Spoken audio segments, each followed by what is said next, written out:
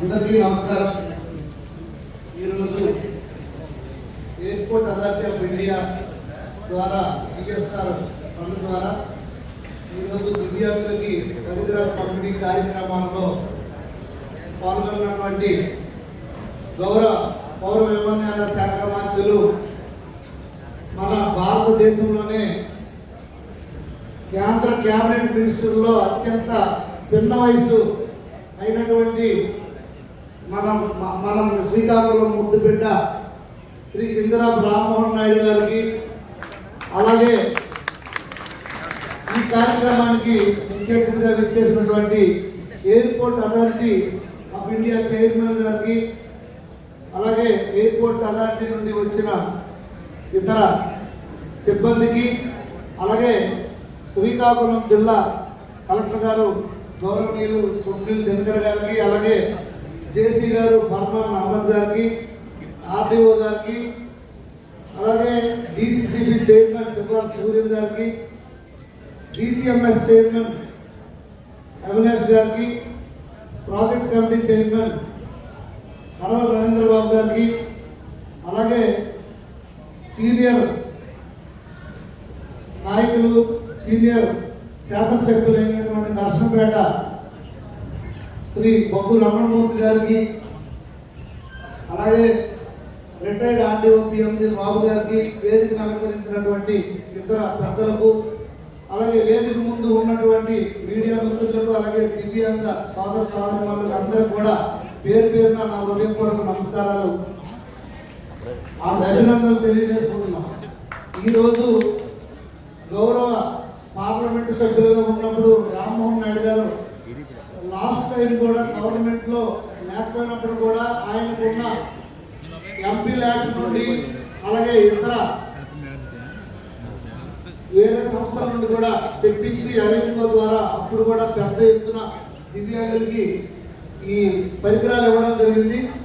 ఇప్పుడు ఈ సంవత్సర కాలంలో మన ప్రభుత్వం వచ్చిన తర్వాత మూడవసారి ఇది పెద్ద ఎత్తున ఈ కార్యక్రమం జరపడం, అలాగే వీరి ఎంపిక కోసం కూడా జిల్లా పరిషత్తులో పెద్ద కార్యక్రమం పెట్టడం. అంటే మనం అందరం గమనించాల్సింది ఏంటంటే, ఆయన కేంద్ర మంత్రిగా ఎంతో బిజీగా ఉన్నప్పుడు కూడా దివ్యాంగుల పట్ల మన జిల్లాలో ఉన్నటువంటి వెనుకబడిన జిల్లా వీరికి చాలా విధాలుగా సహాయపడాలి, వారికి మానసికంగా వారికి ధైర్యాన్ని ఇవ్వాలనే ఉద్దేశంతో ప్రత్యేక శ్రద్ధ తీసుకొని ఇది ఒక సంవత్సరంలో మూడవసారి అంటే అంత ఆసామాసి కాదు ఆయనకు ఉన్న బిజీ షెడ్యూల్. అది కూడా ఇప్పుడు ఆ పౌర విమానయాన శాఖ మంత్రిగా అందులోనే ఉన్న సిఎస్ఆర్ ఫండ్ 3,20,00,000 రూపాయలు మనకి 235 మందికి తీసుకొచ్చి మనందరికీ ఇస్తున్నారంటే ఇది మనందరికీ చాలా సంతోషకరమైన విషయం. ఈ సందర్భంగా మనందరం కూడా పెద్ద ఎత్తున చప్పట్లతో గౌరవ మంత్రి వర్యుల్ని మనం అభినందించవలసిందిగా మిమ్మల్ని అందరినీ కోరుతున్నాం.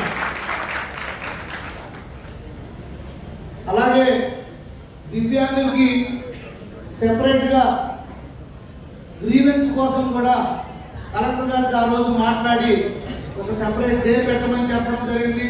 అలాగే మీరు ఏటీఎంలకు వెళ్ళినా, ఏ బ్యాంకులకు వెళ్ళినా, ఎక్కడికి వెళ్ళినా మీకు ఇబ్బంది కలుగుతుందని ఒక ర్యాంపులకు కూడా జిల్లా వ్యాప్తంగా ఉన్న అన్ని గవర్నమెంట్ ఆఫీసర్స్ కూడా వేయమనడం జరిగింది. తక్షణమే గౌరవ కలెక్టర్ గారు ఆ రోజు మనకి చర్యలు తీసుకొని అవన్నీ వేయడం జరిగింది. సో ఇలాగా దివ్యాంగులు అనే వారికి ఒక తల్లి తండ్రిగా ఆయన మనకు ఆదుకొని జిల్లాలో చేస్తున్న సేవలకి ఒక ఎమ్మెల్యేగా నేను కింజరాపు రామ్మోహన్ నాయుడు గారికి హృదయపూర్వకంగా నేను ఆయనకి అభినందనలు ధన్యవాదాలు తెలియజేసుకుంటున్నాను. ఎందుకంటే గవర్నమెంట్ నుండి ఎంత పెద్ద ఎత్తున ఫండ్ కావాలంటే డబ్బులు ఉండవు. ఇది సిఎస్ఆర్ మెయిన్ మార్గం. ఆ సిఎస్ఆర్ ద్వారా ఇప్పటికే దాదాపు 6-7 కోట్లు పైచిలకు మనకి రావడం జరిగింది. ఇంకా ఎవరైనా ఉన్నా కూడా నిత్యం ఆయన దీనిపైన క్యాంపులు పెట్టి సెలక్షన్ చేస్తూ ఉన్నారు. ఇప్పుడే అక్కడ ఇన్స్ట్రక్షన్ ఇచ్చారు, మీకు అందరికీ ఇన్ని పరికరాలు ఇస్తున్నారు, మా వాళ్ళకి మళ్ళీ రిపేర్స్ అవుతుంటే వాళ్ళు మళ్ళీ బాగు చేసుకోలేకపోతున్నారు, అవి మూల పడిపోతున్నాయి, మళ్ళీ వాళ్ళ ఎప్పుడులాగే పరిస్థితి ఉందనే ఉద్దేశంతో కలెక్టర్ గారికి చెప్పి ఎవరైతే అలెం కోసం వస్తున్నారో వాళ్ళకి ఇక్కడ ఒక కొద్ది రూమ్స్ ఏవో 2 ఇప్పించి వాళ్ళ పర్సన్ ఇక్కడ పెట్టి అన్ని రకాల పరికరాలని రిపేర్ చేసి ఎప్పటికప్పుడే పోతే అందుబాటులో ఉంచమని కూడా గౌరవ మంత్రి గారు ఇప్పుడే మనకి ఆదేశాలు ఇవ్వడం కూడా జరిగింది. ఇదంతా మన అదృష్టం.